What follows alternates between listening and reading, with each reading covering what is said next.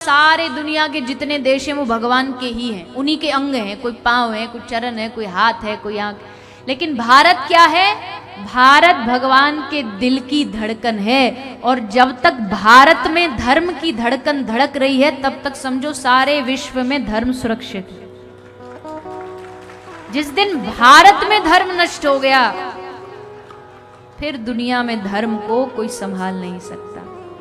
इसलिए भारतीयों के कंधों पे सबसे बड़ी जिम्मेदारी है धर्म की। लोग कहते हैं धर्म की रक्षा, पर धर्म की रक्षा नहीं कहती मैं, क्यों? हम कौन होते हैं धर्म की रक्षा करने वाले? पर हमारी जिम्मेदारी है धर्म की सेवा। हम अपने धर्म की सेवा में समर्पित हो जाएं, अपने देश की सेवा में समर्पित हो जाएं। हम अपने देश से जुड़ी हुई धर्म की जो नींव है गाय, उसकी सेवा में समर्पित हो जाएं। हम कौन होते गाय की रक्षा करने वाले? हम कौन होते गाय को बचाने वाले? गाय हमें बचाती है कि हम गाय को बचाएंगे? हम गाय को बचा नहीं सकते, हम गाय की सेवा कर सकते। बचाने में अभिमान आ जाता है।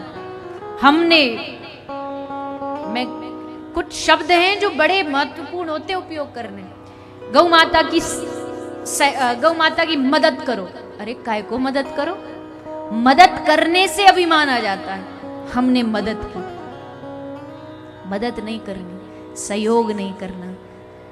आपको गौ माता के सुरक्षा के लिए उनके प्रति सेवा करनी। सेवा करने में विनम्रता होती है। जो सच्चा सेवक होगा उसमें विनम्रता होगी। सेवा का आभूषण, सेवा का श्रृंगार है विनम्रता। सेवक कभी अभिमानी नहीं हो सकता, और अभिमानी है तो सेवक नहीं।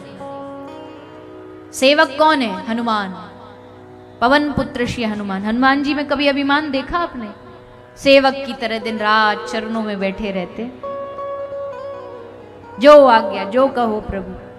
सेवक में अभिमान नहीं हो सकता। इसलिए सेवा करो, गाय की सेवा करो, ब्राह्मणों की सेवा करो, राष्ट्र की सेवा करो, धर्म की सेवा करो। तुम इनकी सेवा करोगे और ये तुम्हारी रक्षा करेंगे। तुम गाय की सेवा करो, गाय तुम्हारी रक्षा करेगी, गाय तुम्हें बचाएगी। एक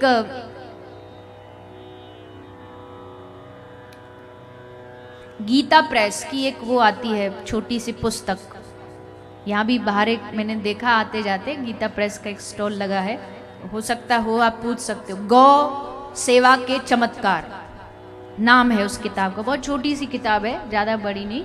गौ सेवा के चमत्कार। एक गीता प्रेस की गौ सेवा अंक भी आती है, पर ये एक छोटी सी कहानियों की किताब है, सच्ची घटनाओं की। गौ सेवा के चमत्कार मिले तो आप पढ़िएगा।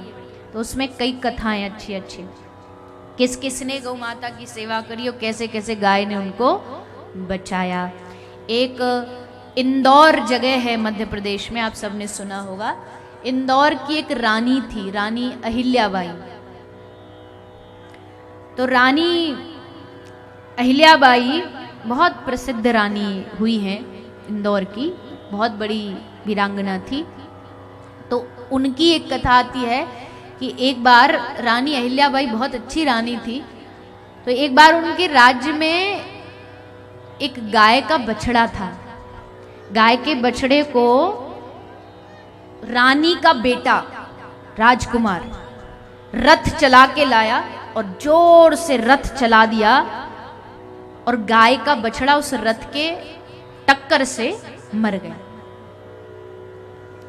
अब जैसे गाय का बछड़ा मरा तो रानी अहिल्याबाई ने अपने राज्य में एक न्याय के लिए क्या कर रखा था। रानी अहिल्याबाई ने बीच शहर में एक बड़ा सा एक घंटा लटका रखा था।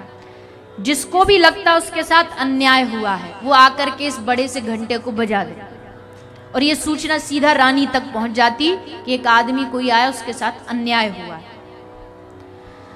तो आज गाय ने आकर के अपने मुंह से उस बड़े से जो घंटा लटकाया था उसको बजा दिया।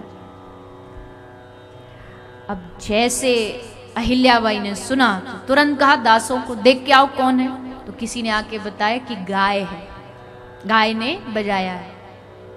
सब बोले रानी ऐसे ही बजा दिया होगा, इन गाय भैंसों को क्या पता। रानी ने कहा नहीं, ऐसे ही नहीं कर सकती, गौ माता है, कोई तो बात होगी, पता करो। पता किया तो पता लगा कि रानी इसके बछड़े को किसी ने मार दिया।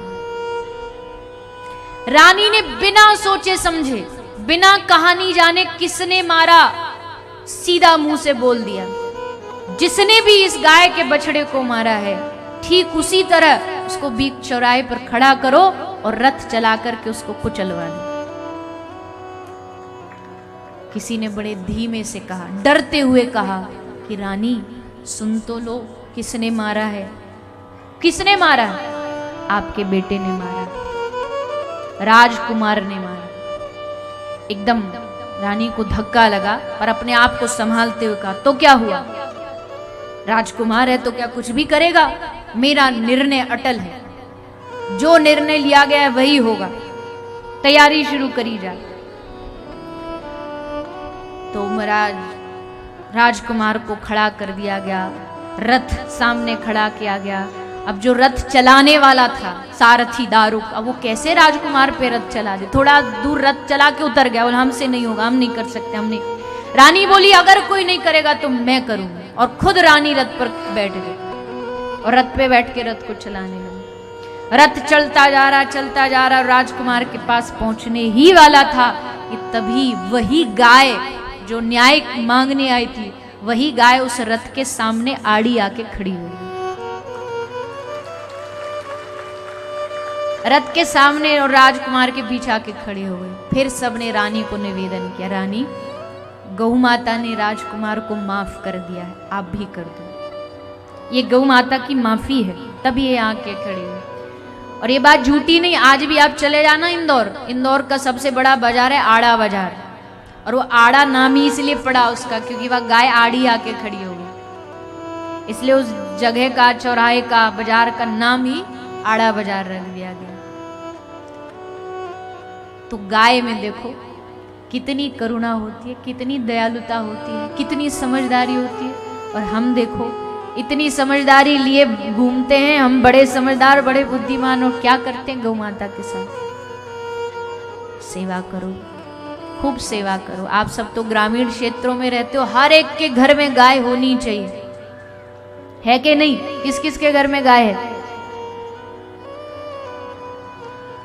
और जिनके घर नहीं है ना, वो आज से ही यहाँ से सोच के चले जाओ, गाय रखेंगे। और गाय रखेंगे तो केवल पशु समझ के नहीं, गाय की सेवा करेंगे।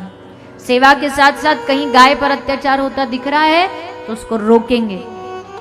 कुछ भी हो जाए हाथ खड़े करके नहीं चले जाओ, कोई एक्सीडेंट में पड़ी है देख के चले गए। कुछ तो कर सकते हो, थोड़ा बहुत तो कर सकते हो। 20, 50, 100 रुपया तुम्हारा अगर उसकी दवाई ट्रीटमेंट में लग जाए तो क्या घाटा हो जाएगा?